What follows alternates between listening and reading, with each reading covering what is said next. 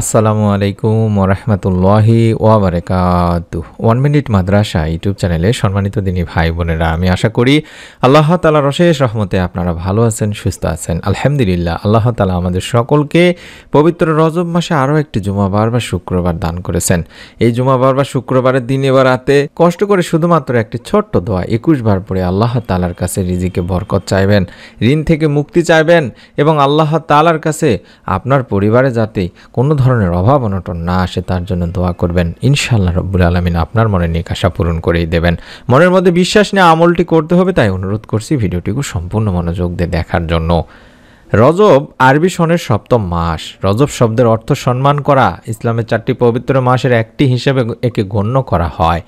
রজব ও শাবান মাস পবিত্র রমজানের আগমনী বার্তা বহন করে আসে। এই মাস আসলেই নবীজি সাল্লাল্লাহু আলাইহি ওয়াসাল্লাম রমজানকে স্বাগত জানিয়ে বেশি বেশি দোয়া এবং আমল করতেন। হযরত উম্মে সালমা রাদিয়াল্লাহু তাআলা আনহা বলেন, রাসূলুল্লাহ সাল্লাল্লাহু আলাইহি ওয়াসাল্লাম রমজান মাস ছাড়া সবচেয়ে বেশি রোজা পালন করতেন শাবান মাসে, অতঃপর এই রজব মাসে।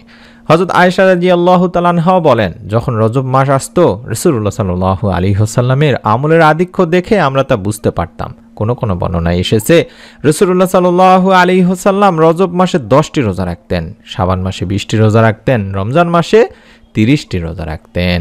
রজব মাসের আমলগুলোর মধ্যে অন্যতম আমলই হলো বেশি বেশি নফল রোজা পালন করা। মাস জুড়ে প্রিয় নবী সাল্লাল্লাহু আলাইহি ওয়াসাল্লামের নিয়মিত আমল সোমবার ও বৃহস্পতিবার রোজা পালন করা। তাছাড়া মাসের 13, 14, 15 তারিখ রোজা পালন করা। মাস জুড়ে বেশি বেশি নফল নামাজ পড়া, বিশেষ করে এই রজব মাসে তাহাজ্জুদ, ইশরাক, চাশতুদ দোহা, জাওয়াল, আওয়াবিন, তাইয়াতুল ওযু, দখলুল মসজিদ ইত্যাদি নামাজের ব্যাপারে যত্নবান হওয়া খুবই জরুরি আমাদেরও। তাই অনুরোধ করব আমার দিনী ভাই বোনদেরকে অবশ্যই রজব মাসকে বেশি বেশি করে আমল এবং ইবাদতের মাধ্যমে, শাবান মাসে বেশি বেশি আমল ও ইবাদতের মাধ্যমে রমজান মাসের জন্য অপেক্ষা করবেন। আল্লাহ তাআলার কাছে রমজান মাস পাওয়ার জন্য দোয়া করবেন। এই রজব মাসের পবিত্র জুমাবার আজকে। জুমাবার ইসলামে একটি মর্যাদাপূর্ণ দিন দিনী ভাই বোনেরা। এই প্রসঙ্গে রাসূলুল্লাহ সাল্লাল্লাহু আলাইহি ওয়াসাল্লামও বলেন, দিবস সমূহের মধ্যে জুমার দিন শ্রেষ্ঠ এবং তা আল্লাহর কাছে অধিক সম্মানিত। হাদিসে আরও বর্ণিত হয়েছে, সূর্য উদিত হওয়ার দিনগুলোর মধ্যে জুমার দিনই হলো সর্বোত্তম। এই দিনে আদম আলাইহিস সালামকে সৃষ্টি করা হয়েছে, এই দিনই তাকে জান্নাতে প্রবেশ করানো হয়েছে এবং এই দিনই তাকে জান্নাত থেকে বের করা হয়েছে। পবিত্র জুমার দিনে ও রাতে দোয়া কবুল হয় দিনী ভাই বোনেরা।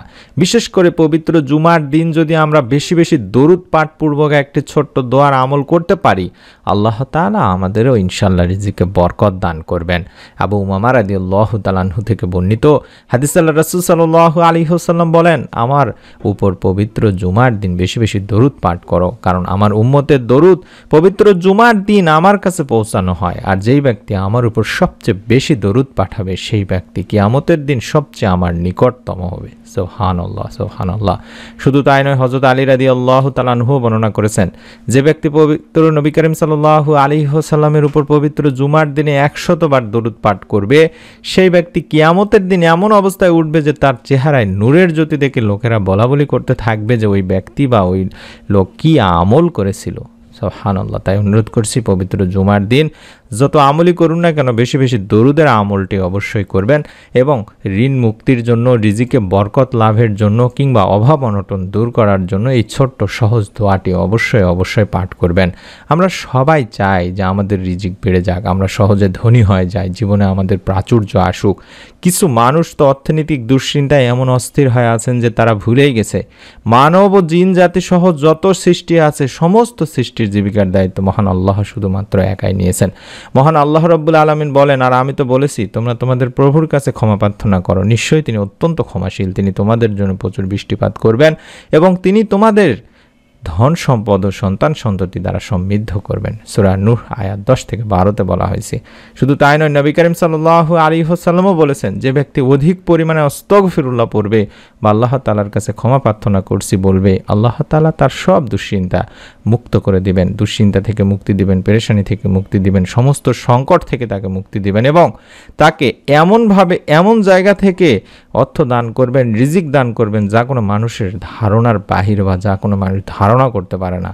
সুবহানাল্লাহ। তাই পবিত্র জুমার দিনে আস্তাগফিরুল্লাহ বেশি বেশি পড়ব এবং একটি ছোট্ট দোয়া শিখিয়ে দিচ্ছি, স্ক্রিনের মধ্যে দেখায় দিচ্ছি। এই দোয়াটি কম করে হলো 21 বার পাঠ করবেন।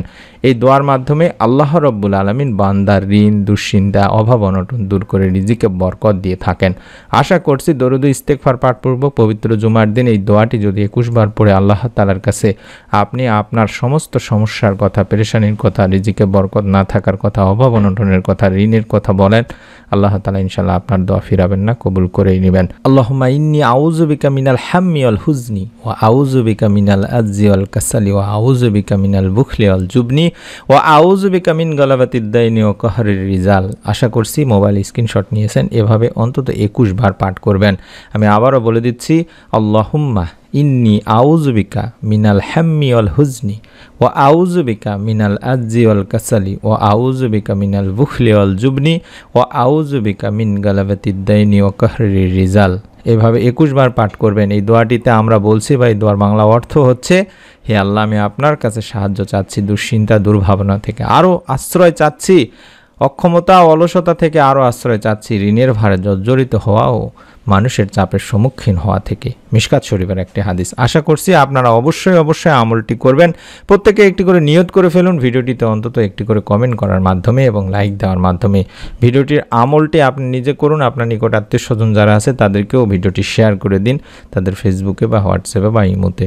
আশা করছি আপনারা সকলেই নতুন ভিডিও পাওয়ার জন্য চ্যানেলটির সঙ্গেই থাকবেন। সকলে ভালো থাকুন, সুস্থ থাকুন। আসসালামু আলাইকুম ওয়া রাহমাতুল্লাহি ওয়া বারাকাতুহু।